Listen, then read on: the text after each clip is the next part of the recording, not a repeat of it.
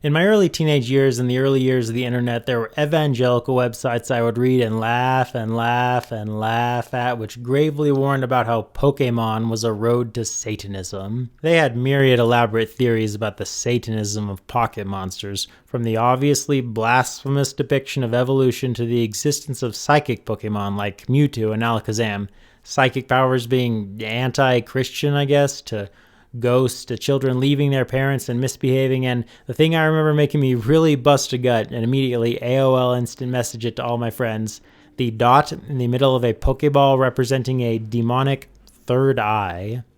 I devoured this shit, loved it, laughed until my sides hurt at how fucking lame it was. The histrionic detachment from reality, the Chicken Little scaremongering, and just the utter and absolute lameness of it. Wet blanket grown-ups telling me the media I liked was naughty, and I was a naughty boy for enjoying it. It wasn't necessarily the birthplace of, but may well have cemented my lifelong disdain for authoritarianism and moral scolding over fiction. But of course, this saga of pearl clutching and tongue clucking at the naughty media was one I was coming in the middle act of, a story spun long before I was born, and that would continue for many long years to come. No, the satanic panic surrounding Pokemon was nothing fresh, and Pokemon didn't even take the true major brunt of it.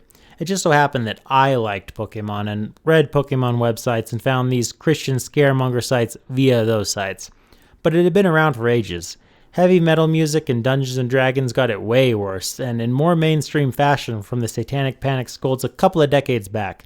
And Harry Potter was a broad target for some time as well. Wherever fun and escapism went, the scolds were sure to follow, tut-tutting and morally haranguing you for daring to enjoy the naughty media that's influence was sure to make you naughty. But it was all of it, the entire satanic panic, kinda the canary in the coal mine though, for when we shifted more ominously and far more permanently to the secular version of the scaremongering. The violent influence of media.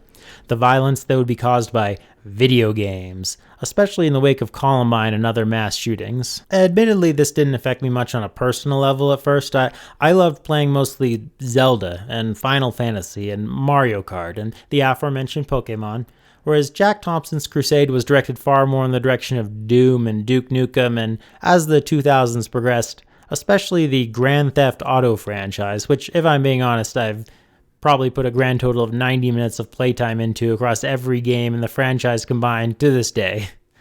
But the moral scold was on nonetheless.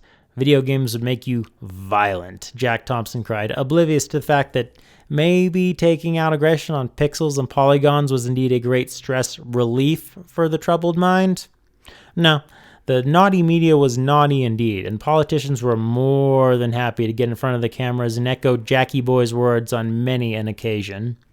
But the video game websites I read stood strong against Jack Thompson for years, fighting back against his shaming and his scolding and the moral panic and his many legal battles, rightly pointing out that watching a violent movie doesn't make a person violent, playing a violent video game doesn't make a person violent, and all around pointing out that fiction is fiction, and laying real-life violence at his feet bears little more resemblance to reality than saying that watching Curse of the Black Pearl will make your kid into a pirate.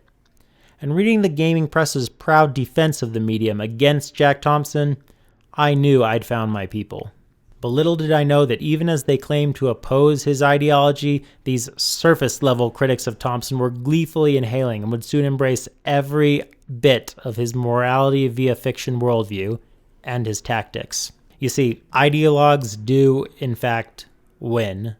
This is obviously an extreme example, but just to highlight my point clearly, look at Osama bin fucking Laden. Sure, we put a bullet in his face a decade after he attacked us, but in the meantime, what did we do in the face of his terrorism? Did we continue American life as it was, proud and resolute? No, we allowed ourselves to be terrorized, in ways as trivial and annoying as a million miles of airport security red tape to, invading a bunch of fucking countries, sending thousands of troops to their deaths, destabilizing the world order. His goal was to terrorize, and he won at it. We let him. And moving away from military geopolitics and back to media censorship and moral panic, yes, Jack Thompson won too.